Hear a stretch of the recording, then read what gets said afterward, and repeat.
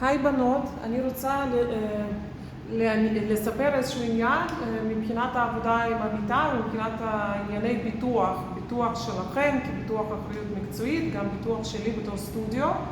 אני עכשיו נמצאת, סיפרתי לרובכם שאני נמצאת גם באיזשהו תהליך של תביעה נגדי, תביעה של הביטוח שלי, מצד אחד המתאמנות שטוענת לרשלנות וכתוצאה מזה לפציעה. בכל מקרה, רוצה לשתף אתכם במשהו שיש לנו אחריות כביכול לדעת בוודאות מה ההנחיות של המיטה הזאת. יש גם שוני ממיטות פילאטיס בין חברה אחת לשנייה. וכשאם חלילה יש איזשהו מקרה ומתחילה חברת ביטוח לחקור, בודקים האם אנחנו הפעלנו את המיטה, ביקשנו להפעיל את המיטה לפי ההנחיות. עכשיו, למיטה הספציפית הזאת יש הנחיה אחת, יש הרי מי שתרצה אני גם יכולה לשלוח לה, יש איזשהו דף הנחיות מנואל של המיטה הזאת.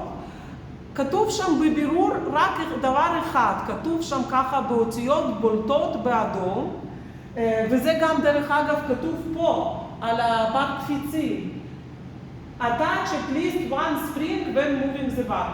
הם אומרים שלפחות אחד הקפיצים יהיה תמיד מחובר.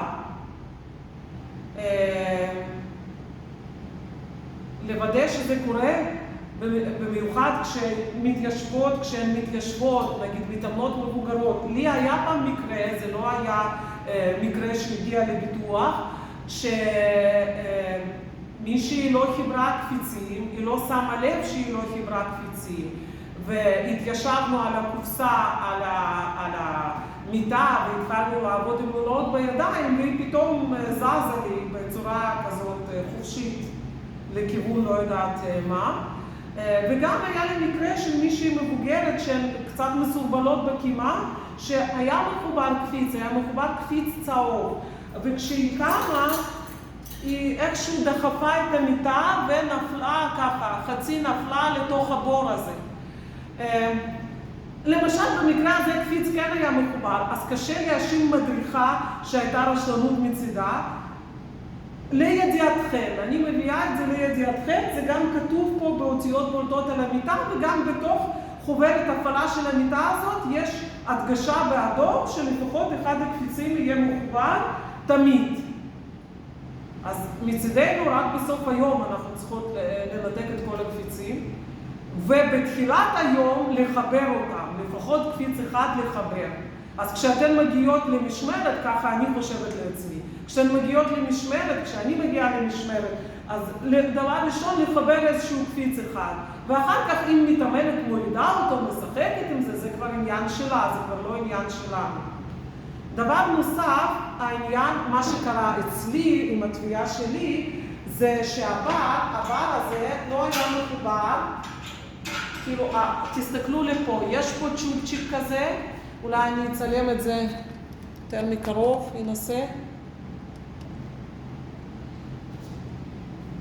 איך עובד הבר הרגליים הזה, אתן מבינות שאפשר להרים אותו בקלות והוא זז שלב, ואפשר גם להוריד אותו בקלות והוא זז שלב.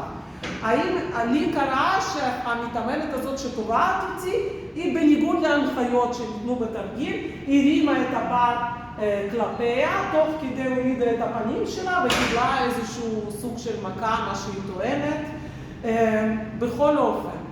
ואז נשאלה השאלה, האם אפשר היה לקבע את הבר הזה? כי יש מיטות פילאטיס, אתם בטח נתקלתם בהן, של חברות אחרות, ששם המתאמן לא יכול להזיז את הבר הזה בקלות, שבשביל לשנות את המיקום של הבר צריך לקום, למשוך שתי ברגים מהצדדים, ואז הבר זז. עכשיו, פה במיטה הזאת, אני חושבת שזה כיף שאפשר להזיז אותו בקלות. מצד שני, יש פה איזושהי בעייתיות אם מישהו מושך את זה בצורה לא מכוונת ולא מצפה שזה ילך אחורה. האם אפשר לקבע את זה לגמרי? כן אפשר. תסתכלו למטה, יש צ'ופצ'יק כזה. הוא מוכנס, אם תסתכלו, תתכופפו, הוא מוכנס פנימה, אבל הוא לא מוכנס עד הסוף. אז אם אני מכניסה אותו עד הסוף, זה מקבע את הבר. במיקום הזה, ואז אי אפשר, לא, משהו לא עשיתי לא בסדר.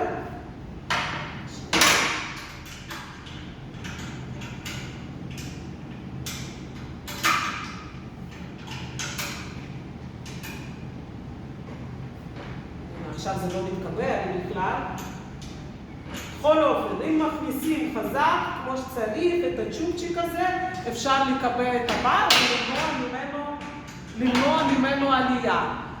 יחד עם זאת, במידה הזאת כתוב בפירוש שגם כשהבר הוא במצב סופי שלו ואי אפשר להזיז אותו, עדיין יש איזשהו טווח תנועה קטן, תסתכלו. זה כשהבר במצב נעול. מצד אחד זה טוב, אז האם אפשר עדיין לקבל מכה באף? כן אפשר. אז פה הייתה השאלה, האם אני לא נעלתי, ידעתי שהבר צריך להיות נעול ולא נעלתי אותו, או שזה בסדר שהוא לא היה נעול. אז גם כשהוא נעול, יש לו טווח תנועה. ובחוברת הפעלה של המיטה הזאת כתוב, לא כתוב שהוא חייב להיות, אין מילים כאלה שהוא חייב להיות מקובע. יחד עם זאת כתוב שאם אתם מבצעים תרגיל שהמתאמן יכול ליפול אחורה, קשה לי לדמיין איזה תרגיל זה, אבל לא יודעת, אולי כאלה תרגילים שהמתאמן יכול למשוך את הבר וליפול אחורה, קשה לי לדמיין את זה קורה, אבל זה מה שכתוב. אז תנעלו אותו, יש אפשרות לנעול אותו. ויחד עם זאת כתוב, כשאתן לא רוצות לנעול אותו, אז אתן יכולות אפילו להשאיר את זה חופשי ולסדר את זה במקום אחר. לשיקולכם, אני משתפת את מה שקרה לי. לי עוד אין החלטה בעניין הזה של תביעת הביטוח. רוב הסיכויים שזה יהיה לטובתי, כי גם לא הייתה שם שום פציעה, אבל שום פציעה שהצריכה איזשהו טיפול, היא קיבלה מכה, אבל לא קרה כלום. יחד עם זאת, אני מביאה את זה לידיעתכם, תעשו את השיקולים שלכם. אז לסיכום, הנחיה שהיא תהיה בעייתית במקרה ויקרה משהו ויתבעו, צריך שקפיץ אחד יהיה מחובר תמיד, חד משמעית. לגבי הבר רגליים, אין הנחיה חד משמעית, ויחד עם זאת, סיפרתי לכם, אני מאז המקרה הזה, אני לא מקבעת את כל הברים, ויחד עם זאת אני מאוד דואגת, כשיש מתאמנות חדשות, להביא את זה לידיעתן בכל רם. תיקחו בחשבון שהבר יכול קצת לזוז, לא למשוך אותו כלפיכם, שחלילה לא תקבלו מכה, אני עושה את זה בעל פה.